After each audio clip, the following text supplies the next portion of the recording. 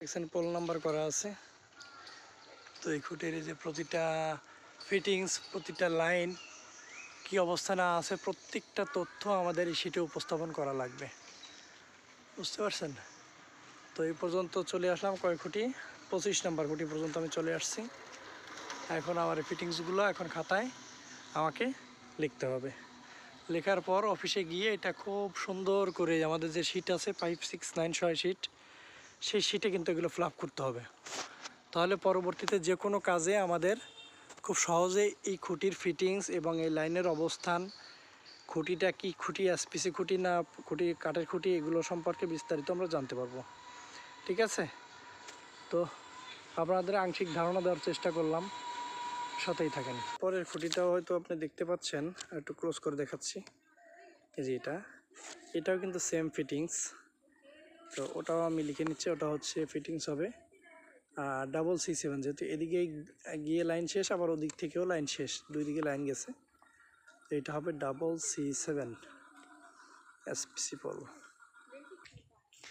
তো আমরা এই শিটে কি কি বিষয়গুলো উপস্থাপন করি, সে বিষয় সম্পর্কে আপনাদের একটু ধারণা দেওয়ার চেষ্টা করি। এই শিটে আমরা উপস্থাপন করি কাঠের খুঁটি, তারপরে এসপিসি খুঁটি, প্লাস উপরে যে সংযোগটি দেওয়া আছে ক্রসআর্মগুলো কাঠের না স্টিলের, তারপর ইনসুলেটরের অবস্থান, ইনসুলেটর ভেঙে গেছে না পুরাতন হয়ে গেছে না এখনও ভালো আছে, ব্যবহারযোগ্য কিনা, খুঁটিটা হেলে আছে কিনা, অথবা সেখান থেকে যে লাইনটা বের হয়েছে সেই লাইনটার তারের সাইজ ঠিক আছে কিনা, প্লাস আরও কিছু আছে, যেমন ওই খুঁটিতে যদি ট্রান্সফর্মার অবস্থান করা থাকে, স্থাপন করা থাকে, ট্রান্সফর্মারের size, transformer KVA, transformer renovation করা লাগবে কিনা, হ্যাঁ, তারপরে ধরেন ওই ট্রান্সফর্মার থেকে কতগুলো কনজুমার আছে, সকল তথ্য এখানে কিন্তু উপস্থাপন করতে হয়। তো এই কাজটাও কিন্তু একবারে সহজ না, হেঁটে হেঁটে টোটাল তথ্যগুলো আমাদেরকে কালেকশন করতে হয়। তারপরে এগুলো ওই বইতে 5, 6, 9 যে ফর্ম বললাম, ওই ফর্মে কিন্তু এগুলো লিপিবদ্ধ করতে হয়। করার পর এগুলো O&M বিভাগ এগুলো জমা থাকে। তারপর এটা দেখে দেখে কাজের বিভিন্ন রকম কাজের সিস্টেমগুলো, মানে কাজের যে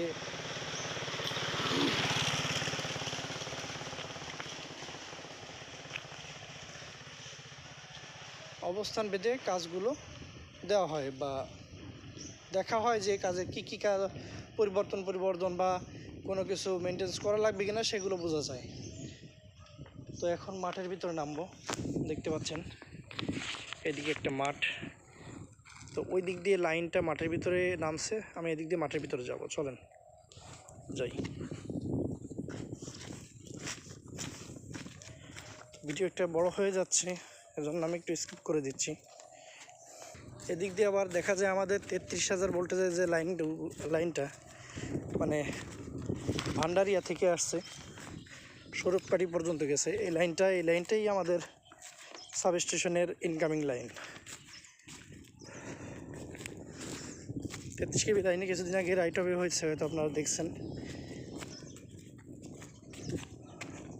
তো আমি যে লাইনটা করব এখন, সেই লাইনটা হচ্ছে এটা। আমি বাগানের ওই পাশটা করছি, ওই পাশটা পর্যন্ত করা হয়েছে, মানে এই পাশটা দেখবো আর কি।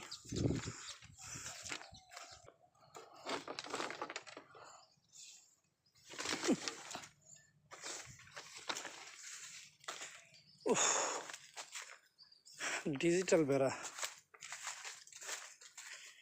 মাঝখানে মনে হয় একটা খুঁটি আছে, সন্দেহ হলো, তাই একটু দেখা লাগে ভিতরে। পড়ে যাচ্ছে, এমনি মাথায় ব্যথা।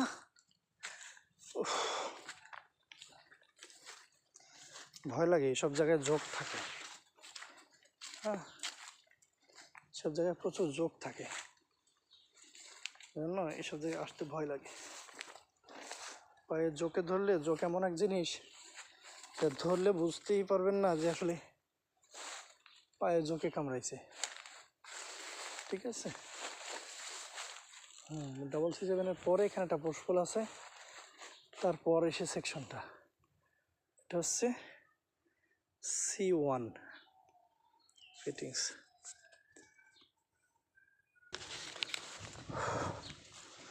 দেখলেন তাদের ডিজিটাল গেট আমি একটু ভালো করে দেখাই।